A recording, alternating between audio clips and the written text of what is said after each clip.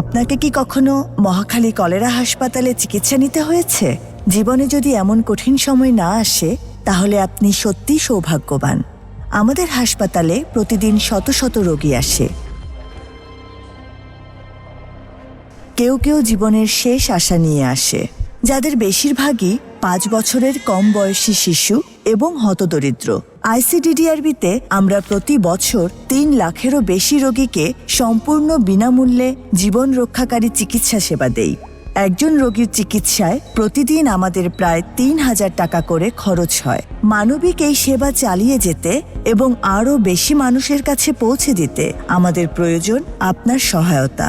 আমাদের একটি জাকাত তহবিল রয়েছে, যার মাধ্যমে জাকাত পাওয়ার যোগ্য এমন রোগীদের প্রয়োজনীয় খরচের ব্যবস্থা করা হয়। জাকাত তহবিলের অর্থ ধর্মীয় নীতি ও বাংলাদেশের জাকাত তহবিল অধ্যাদেশের নিয়ম অনুসারে একটি জাকাত কমিটি দ্বারা পরিচালিত হয়।